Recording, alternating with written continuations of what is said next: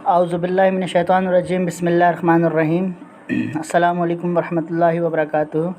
आए स्टूडेंट्स, आज आपको क्लास मैट्रिक का चैप्टर 4 मोशन एंड फोर्स इसको डिस्कस करते हैं थोड़ा सा। तो इसमें सबसे पहले आज हम आपसे डिस्कस करेंगे डेफिनेशन ऑफ फोर्स। तो डेफिनेशन ऑफ फोर्स के लिए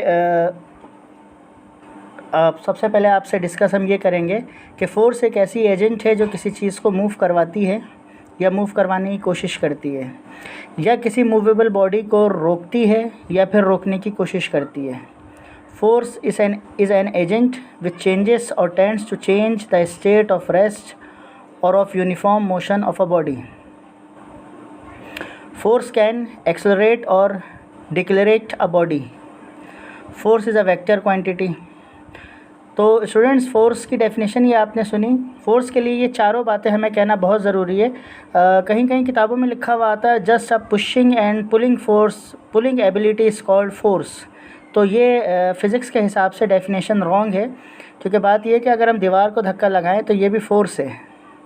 अगर एक मूवेबल ट्रक को अगर हम रोकें तो वो भी एक फ़ोर्स है। तो फ़ोर्स के लिए चार बातें हमें कहना बहुत ज़रूरी हैं, वरना फ़ोर्स की डेफिनेशन इनकम्प्लीट रहती है। फ़ोर्स एक ऐसी एजेंट है जो किसी बॉडी को मूव करवाती है, यानी पुश करती है, या ट्राई टू पुश करने की कोशिश करती है, या किसी मूवेबल बॉडी को जो है वो रोकती है या फिर रोकने की कोशिश करती है।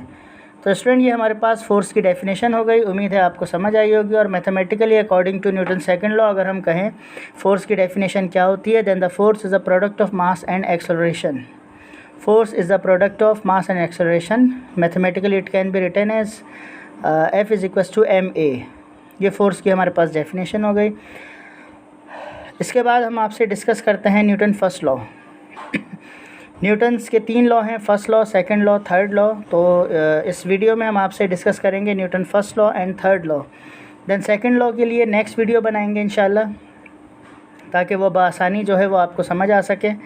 तो न्यूटन फर्स्ट लॉ ये है कि एवरी ऑब्जेक्ट, इसका स्टेटमेंट न्यूटन फर्स्ट लॉ का, every object continues its state of rest, every object continues its state of rest और uniform motion in a straight line unless it is acted upon by an external force which changes its states और of rest और of uniform motion.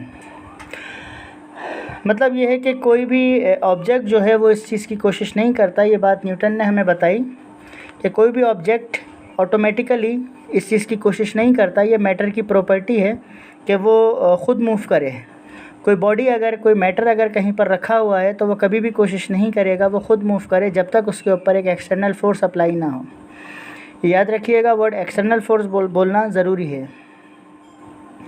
एक matter उस वक्त तक move नहीं करेगा, अपनी स्टेट को चेंज नहीं करेगा, स्टेट ऑफ रेस्ट को, जब तक उसके ऊपर एक्सटर्नल फोर्स अप्लाई ना हो। और एक मूवेबल बॉडी उस वक्त तक स्टॉप नहीं होगी जब तक उसके ऊपर एक एक्सटर्नल फोर्स अप्लाई ना हो। तो स्टूडेंट, ये हमारे पास न्यूटन फर्स्ट लॉ है। अगर हम न्यूटन फर्स्ट लॉ को अपनी रोज़मर्रा ज़िंदगी में देखें तो न्यूटन फर्स्ट लॉ का एक पोर्शन, कि अगर एक टेबल के ऊपर बुक रखी हुई है तो वो हम रख कर छोड़ दें तो वो हमेशा वहीं रखी होगी जब तक हम उसे उठाएं ना, उसके ऊपर एक्सटर्नल फोर्स अप्लाई ना करें। तो न्यूटन लॉ के 2 हिस्से हैं न्यूटन फर्स्ट लॉ के। पहला ये कि बॉडी अगर रखी हुई है तो वो मूव नहीं होगी। तो ये तो हमें नॉर्मल अपनी ज़िंदगी में वेरीफाइड होता हुआ नज़र आता है। लेकिन न्यूटन का जो सेकेंड पार्ट है इस लॉ का, न्यूटन फर्स्ट लॉ का जो सेकेंड पार्ट है, अगर इसको हम देखें तो इसमें न्यूटन ये कहता है कि एक मूवेबल बॉडी उस वक्त तक नहीं रुकेगी जब तक उसके ऊपर एक एक्सटर्नल फोर्स अप्लाई ना हो। लेकिन अगर मैं एक बॉल फेंकता हूँ तो वो कुछ देर में देखता हूँ कि जाकर रुक जाती है। तो ज़ाहिरी तौर पर हमें ये नज़र आता है कि न्यूटन का सेकंड लॉ जो है वो न्यूटन के फर्स्ट लॉ का जो सेकंड पोर्शन है वो वेरीफाइड नहीं हो रहा। लेकिन अगर हम इसके ऊपर गौर करें कि वो बॉडी रुक क्यों रही है तो हमको बात समझ आ जाएगी कि अगर हम देखें तो जो बॉल अगर हम फेंकें हैं तो उसके ऊपर कुछ फोर्सेस अप्लाई हो रही हैं। सबसे पहले जो है ग्रेविटेशनल फोर्स, स्मॉल जी जिसे हम कहते हैं, जिसके 9.8 मीटर पर सेकंड स्क्वायर या 10 मीटर पर सेकंड स्क्वायर इसकी वैल्यू होती है। तो सबसे पहले ये फोर्स अप्लाई हो रही है जो इसके मोशन को रोकती है। फिर ज़मीन के ऊपर अगर मैं फेंक रहा हूँ तो वो अनस्मूथ सरफेस होता है, रफ़ सरफेस होता है, और बॉल जो हम फेंकते हैं वो भी रफ़ होती है। तो दोनों जो हैं वो जब एक दूसरे पे रब होते हैं, स्लाइड करते हैं या मूव होते हैं, तो उनके दोनों के दरमियान जो है फ्रिक्शन की फ़ोर्स क्रिएट होती है। तो ये फ़ोर्स ऑफ फ्रिक्शन जो होती है ये इसको रोकने का बाज़ बनती है, ग्रेविटी रोकने का बाज़ बनती है, और एयर फ्रिक्शन नेग्लिजिबल होती है, बहुत ही कम, वो भी इसको रोकने का बाज़ बनती है। यही चीज़ अगर हम ये इसी बॉल को ले जाकर अगर हम स्पेस में छोड़ दें, जहाँ पर ना ग्रेविटी है, ना एयर फ्रिक्शन है और ना फ्रिक्शन है, तो दो सरफेसेस की फ्रिक्शन भी नहीं है और एयर फ्रिक्शन भी नहीं है और ग्रेविटी भी वहाँ पर इफ़ेक्ट नहीं करती, नेग्लिजिबल्स होती हैं सारी चीज़ें। तो वहाँ पर अगर हम आप भी बेहतर जानते हैं कि वहाँ पर अगर किसी बॉडी को छोड़ दिया जाए तो वो हमेशा जो है मूव होती रहेगी, वो स्टॉप नहीं होती। तो अगर हम थोड़ा सा गौर करें तो हमें न्यूटन का सेकंड लॉ भी जो है वो वेरीफाई होता हुआ नज़र आता है। तो उम्मीद है स्टूडेंट्स आपको न्यूटन का फर्स्ट लॉ जो है वो बेहतर तरीके से जो है वो समझ आया होगा। अब आपसे स्टूडेंट डिस्कस करते हैं Newton third law of motion. Newton third law अगर हम आपसे डिस्कस करें तो न्यूटन्स ने अपने थर्ड लॉ में इसका स्टेटमेंट ये है कि to every action there is an equal and opposite reaction. दीवार पे पंच अगर आप मारेंगे तो आपको चोट लगेगी, तो आपका जो दीवार पे पंच मार रहे हैं ये एक्शन है, और जो आपको चोट लग रही है दीवार का opposite, equal and opposite reaction है। जितनी ज़ोर से आप चोट मारेंगे उतनी ज़ोर से आपको तकलीफ़ होगी उसकी।